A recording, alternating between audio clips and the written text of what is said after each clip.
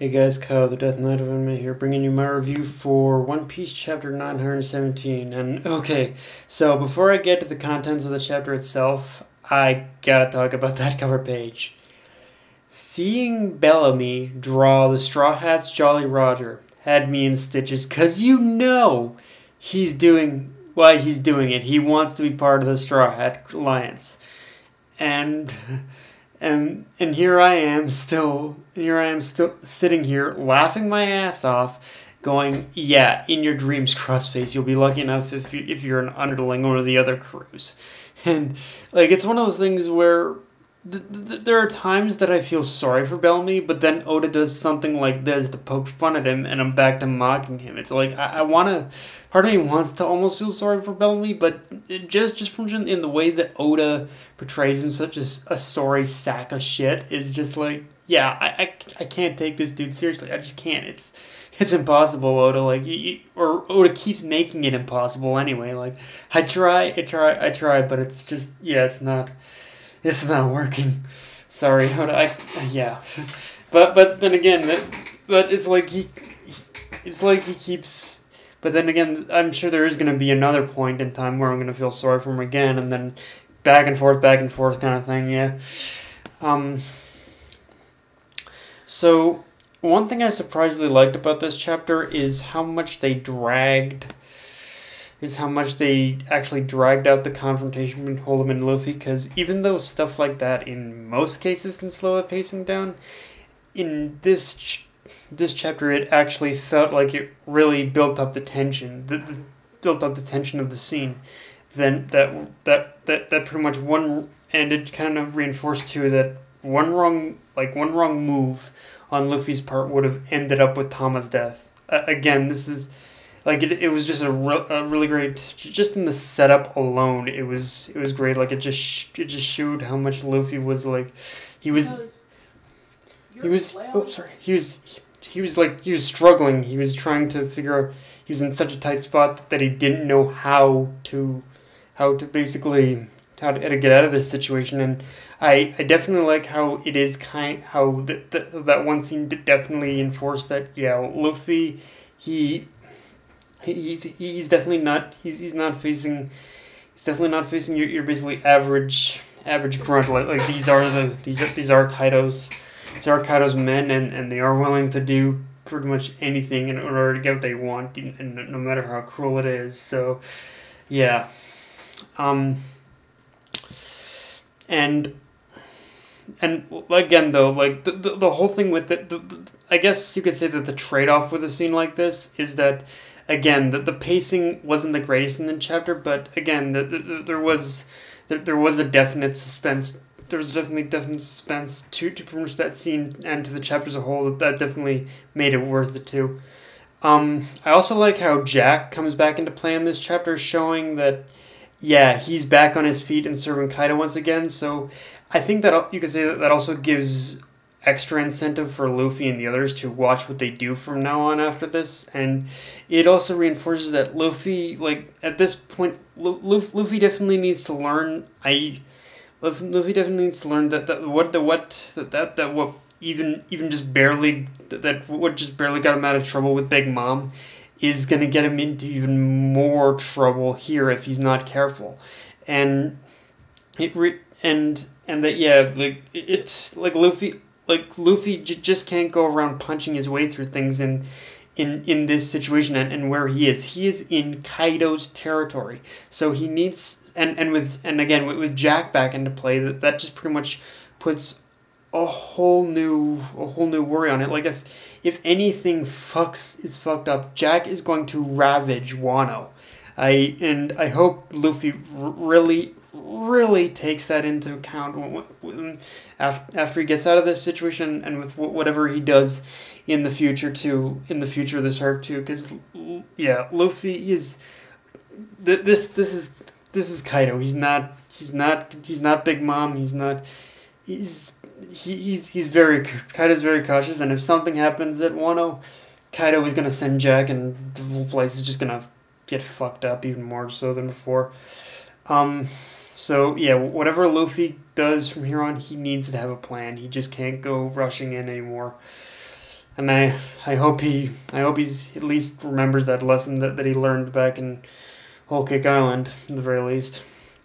Now, having said that, there is one little iffy aspect to this chapter for me, which is that I feel about the end, which is that at the end of this, which is basically kind of all revolves at the end of the chapter. Because on one hand, with the whole scene of Luffy basically punching Hold'em out, and okay, here's how I see it. I 100% believe that Hold'em isn't done yet, but even knowing that basically Hold'em might, of course, I guess the keyword being there might. Even if Hold'em does bounce back, the whole scene of Luffy just punching Hold'em like that was kind of left me a little disappointed with how easily Luffy was able to sock him in the face like that. I mean, of course, it was only possible because Zoro ended up kind of getting Tama out of that situation, or kind of loosened the grip on that the lion had on Tama, but.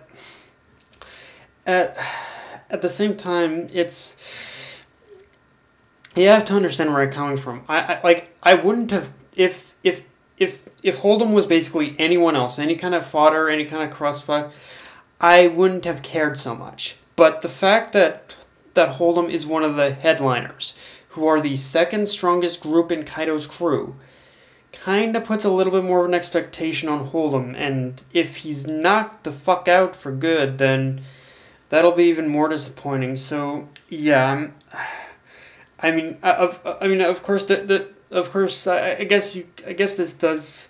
I guess there always has to be one weak. I guess there always has to be at least one weak link in that chain of the powerhouses that make up Kaido's crew. But I don't know. I kind of expected Hold'em to be a lot more powerful than. So again, I'm hoping. Again, that this is just me all basing this on the assumption that we're going to see more. So, hopefully Hold'em isn't done yet. Hopefully he will make a return in either next chapter or in the future of the arc. I'm like, yeah, it's kind of, I guess there always has to be one weak link in the chain, but I didn't think we would meet that weak link so soon too. Now, like I said, we get introduced to another member of the headliners, Speed, who's basically a half horse zone, pretty much Smile, the devil fruit user, and she's pretty much her bits were, of course, for the most part, she really didn't have a whole lot of a purpose in the chapter so far, other than to show a bit of her quirkiness and to show she exists. But after what happened with Hold'em, I'm hoping she pretty much proves to be a bit more of a threat. Like, she's pretty much half horse, half human, so she's pretty much a centaur. So that basically has to account for something, and hopefully whatever her powers, it's actually going to add to how much of a threat she is. But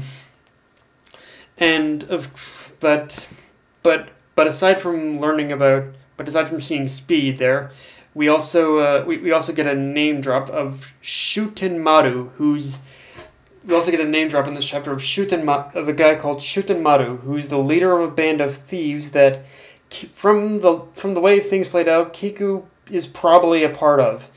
And with these very few minor details, I'm really starting to get a Robin Hood vibe from this whole arc, especially with all that we've learned so far with the state of Wano and how Oda keeps reinforcing the poverty in it. Like just in the beginning of this chapter, Oda basically took the time to again reinforce that basically the whole country is basically struggling. So the fact that he keeps reinforcing that fact means that either he's going for possibly some kind of a Robin Hood vibe with this arc, or or B, he is mimicking a certain point in Japanese history.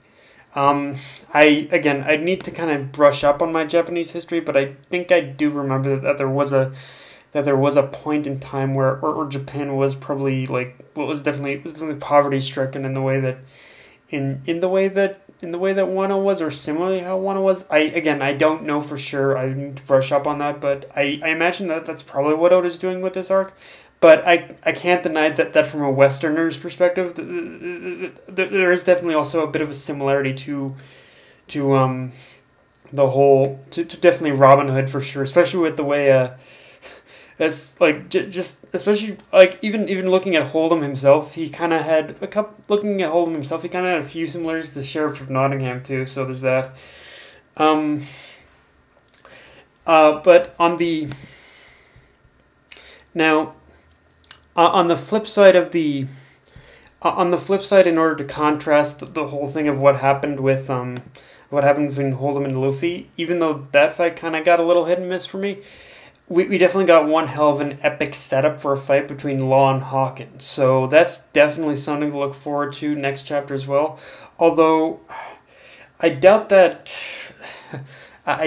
Law's half-baked disguise will end up fooling Hawkins for long, especially since Law's sword is kind of a trademark of who he is outside of his powers, and like the only way I can see Law basically having a slim chance of keeping his identity secret through all this, even against Hawkins, is if he doesn't use his powers. But even in that situation, he's in for an uphill battle, that's for sure. And yeah, I'm interested to see how that battle's gonna go for sure. But yeah, guys, if you enjoyed the video, like, comment, subscribe, follow me on Twitter, Facebook, AnyList or Crunchyroll. Death Night of Enemy, signing off. Later, guys.